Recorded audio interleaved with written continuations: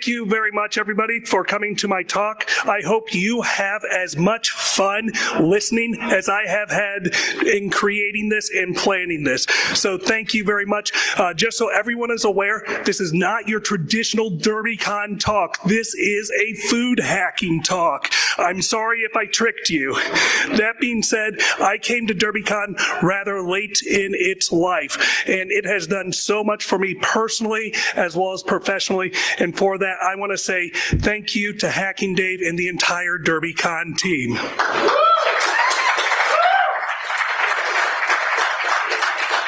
So, who am I? My name is Micah K Brown, and I volunteer as the Vice President for the Greater Cincinnati ISSA chapter. I've also started talking at many local and regional talks. Any talk that I make is going to be free and open source, and I'll post it right there on my GitHub. On top of that, I successfully held a rogue hacker-style meetup in which I gave away 45 pounds of pulled pork yesterday that I cooked from my hotel room. And I'm going to tell you how. So, real quick plug, in Cincinnati, we have a lot of great IT and IT security groups that just service our community. 4 of us have a real tight alliance. We don't care which groups that you are a member of or support, just that you find the groups that make your personal and your professional life just a bit easier. If you're ever in Cincinnati, I'd love to have you, any or all of us. Pretty much we have a representation today from all of these groups here. So if you're ever in town, come check us out. So you might think, why cook in your hotel room? Well, quite frankly, cooking is fun. And when you're the chef, you can make exactly what you want. And I've recently been doing a lot more of these types of events, traveling to conferences in my career. And when you travel, a lot of it I have to do on my personal dime, as I'm sure many of you guys have to do. And there are fixed costs, such as travel, such as hotels, such as the conference talk. Where I can make my dollar stretch a little bit more is actually going through and with my food budget. And finally, because we're hackers and we love to do crazy things with technology.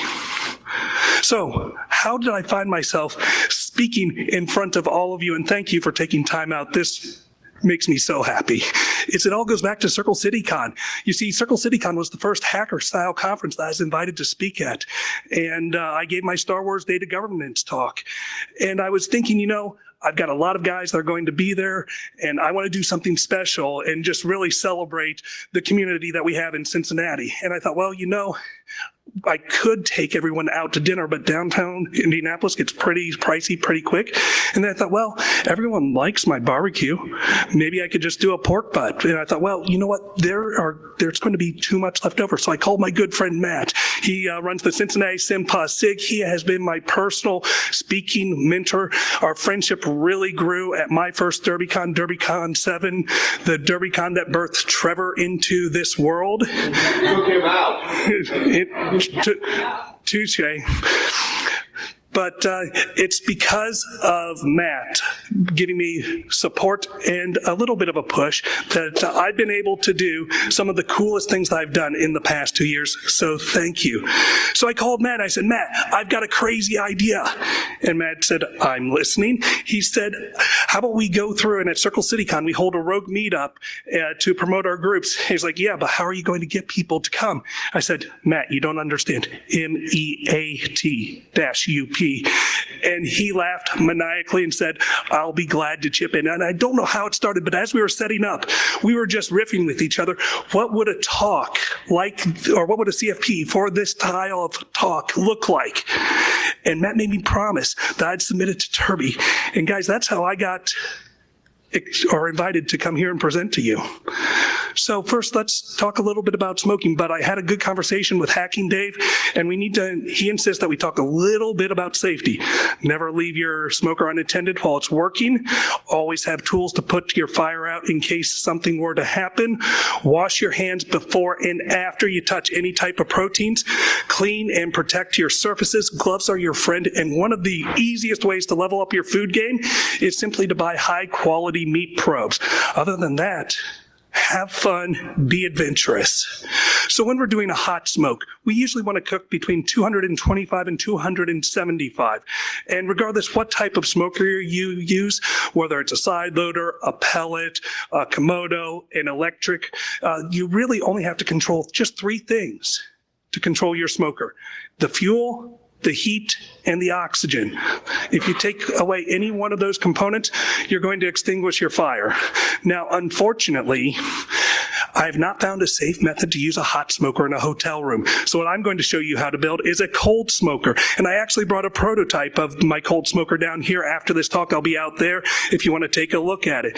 And whereas a hot smoker is designed to go through and to cook food while you're smoking, a cold smoker imparts delicious smoke flavor while not directly cooking it. So you will need a more traditional cooking surface to go through and finish your cook. But once again, these can be made very cheap, very easily, about $10, and you probably have most of the parts in your home at this point in time already. But with that being said, the first thing that we need to do is we need our fuel source. So I generally use wood pellet chips, about $10 a box. You just need a handful. And you can go through and you can wrap a nice thin aluminum wood pellet cigar.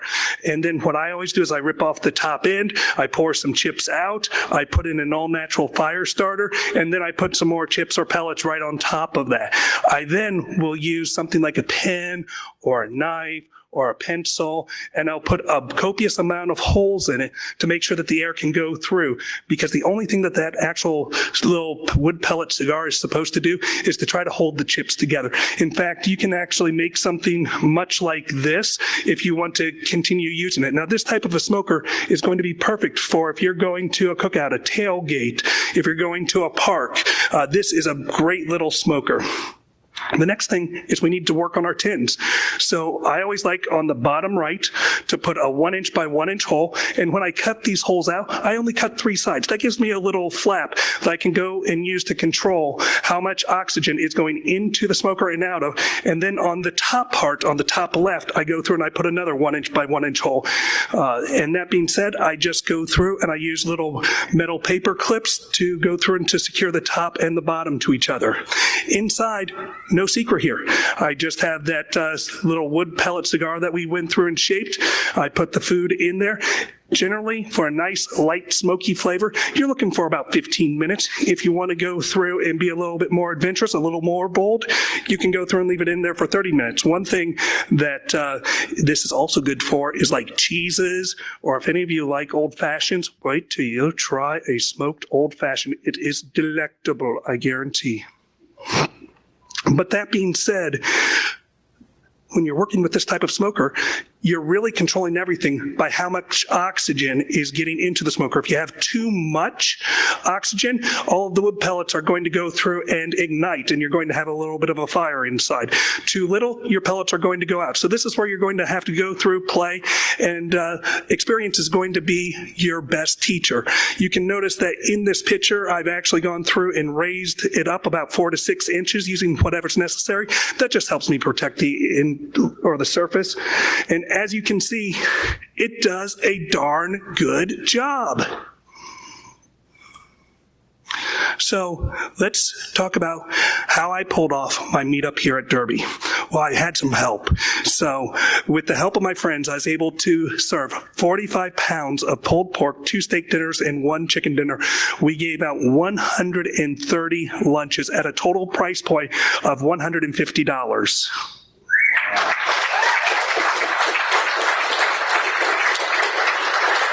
How did I do it? I used a new cooking technique called sous vide. It's roughly translated from French to under vacuum. And this is something that's really come a long way in popularity in the past couple years, especially with the IoT revolution. With sous vide cooking, what you actually do is you place your food in a pouch and or a glass container, if it's more of a liquid or gel, and you submerge it in water. The actual sous vide device will go through and hold the temperature of the water at a very, very, very precise temperature. Now, because you're cooking at lower temperatures with this technique, your cook times are going to be a little bit longer, but it's also very predictable and very forgiving. Now, when you're going through and cooking traditional meats on traditional surfaces, if you're trying to get that perfect medium rare on a steak, you have a very short, safe window to take that actual steak off of the grill. If you take it off too soon, not cooked enough. Take it off too late, well, it's going to be a little bit on the dry side. With sous vide, as the meat, the proteins are going through and cooking, they're naturally going to sweat. It just happens. Traditional cooking surfaces, you lose that flavor. But since the food's in its own little pouch, you reserve it. And so your food, your steak, your chicken, your ribs are taking a nice little sauna within its little container, and it makes your meat absolutely moist, delectable, and with something like ribs, you're going to get hyperextension of the meat off of the bone, sometimes up to 2 to 3 inches, which is great. Now, another benefit of sous vide cooking is it's very mathematical. It's very predictable. It's also very forgiving. So if I cook a steak, which will take about 1 hour, once the 1 hour mark comes up, I have 30 additional minutes to take it out of its little sauna before it goes into an unsafe zone, which means that if life happens, that's cool. Just deal with it and get back to your cooking when you're ready. I also find this technique to be very good when I'm making vast amounts of barbecue. There's a couple times where at home I've actually served at the local ISSA group, and it's been great. Now, one thing you do have to realize is with this methodology, certain foods work better with an extra sear on it. Not only is it visually appealing, but it also gives the meat, the dish, that little something extra. So I'll show you how to do that too. So your first decision is if you want to try it out. Do you want to try, do you want to buy, or do you want to build? If you want to go through and just try this methodology out, what I tell people all the time is take a pan that you already use, take an actual thermometer, go through and very slowly bring and hold the water to your desired temperature for about 15 minutes before you actually start your cook. Then just do a standard sous vide cook, take it out, and you're going to be fine. Recently, the sous vide immersion cookers have come down drastically in price, as well as there is 2 links here that actually will show you how to build one using a Raspberry Pi, and that one is pretty awesome. So guys, this is how I cooked my food. I had 2 cook stations. I had one set at 145 for the pulled pork and the chicken. I had another one set up at, Speaking of warm liquids.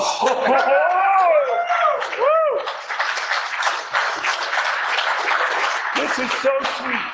You are the last DerbyCon speaker to be iced ever. All right.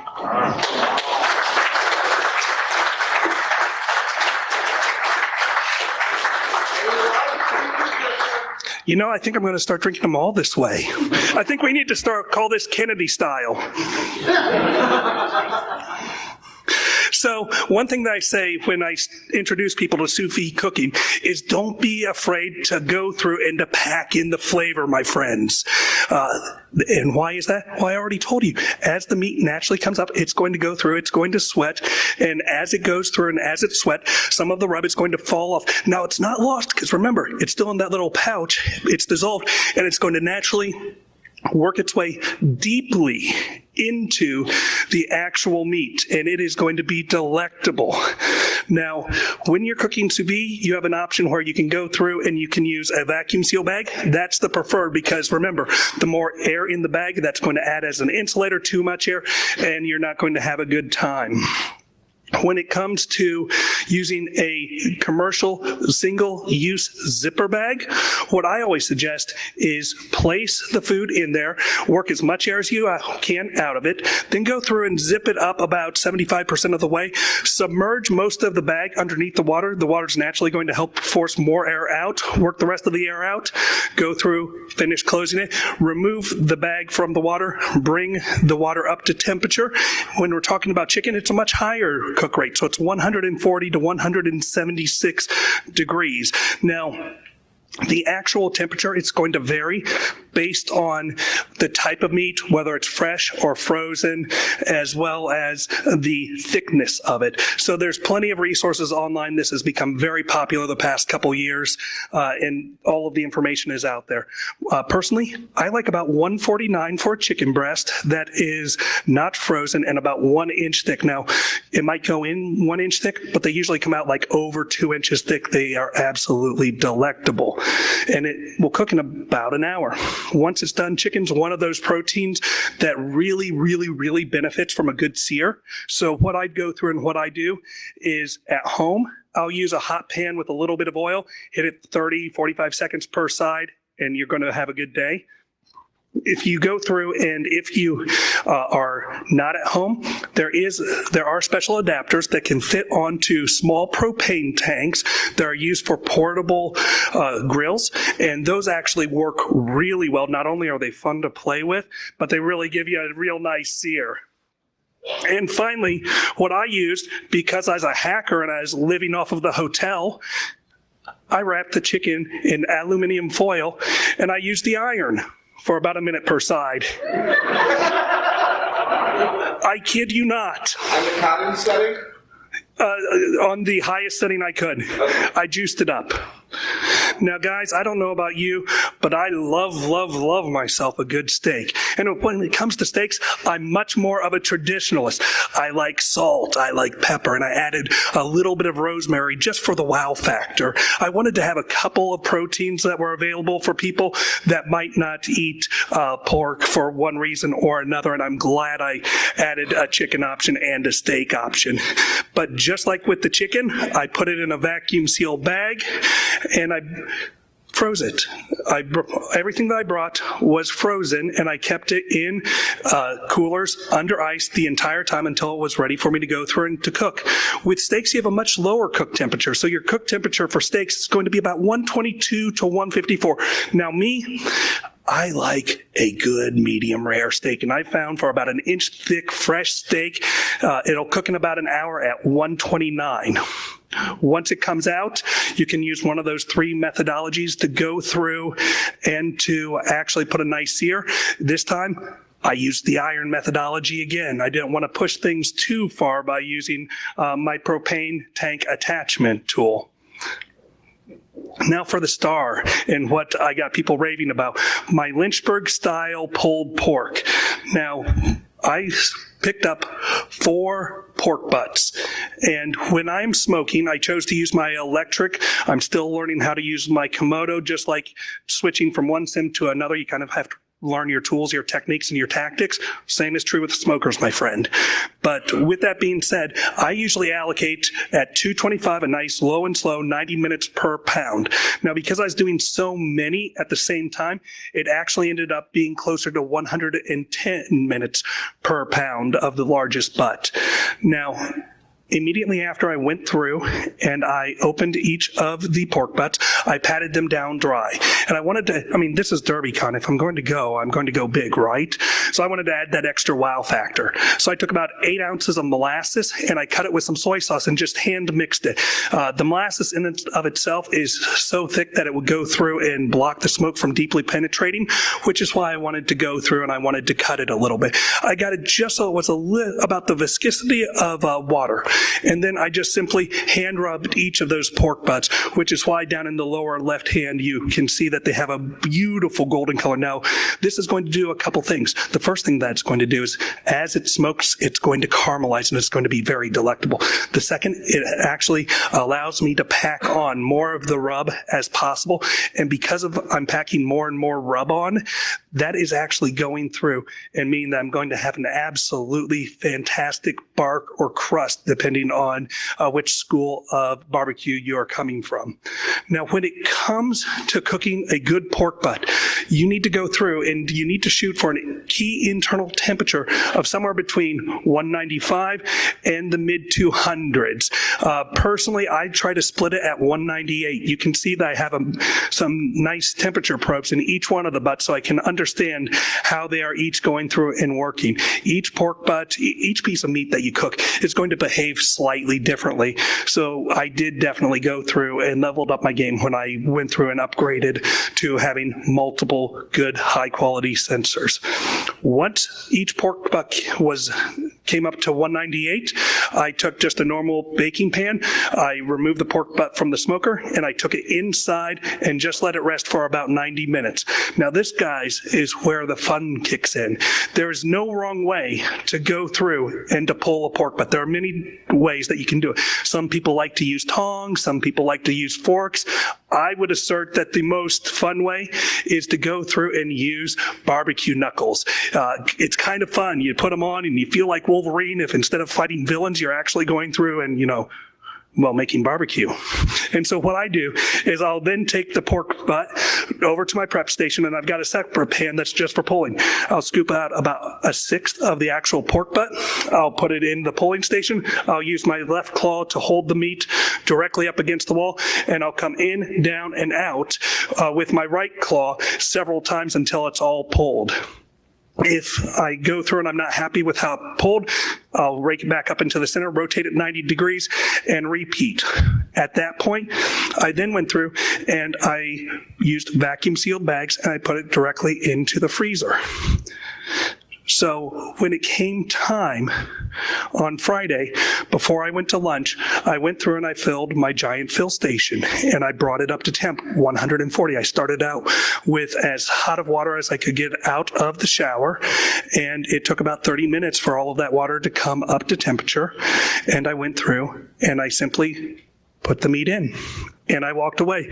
Now, at that point, every 3 or 4 hours, I'd come back to the hotel room and I'd top off the bath because, let me tell you, my container was almost not big enough to go through and to cook all of the pork. But at the end of the day, I successfully served 45 pounds of pulled pork, 2 steak dinners, 1 chicken dinner. And I want to go through, say thank you for all being part of this. Hopefully you've had as much fun listening to this as I have in going through and putting this together, as well as please keep in mind all of these slides are freely available at GitHub/Micah K Brown. Thank you very much, and I hope you have a great rest of your conference.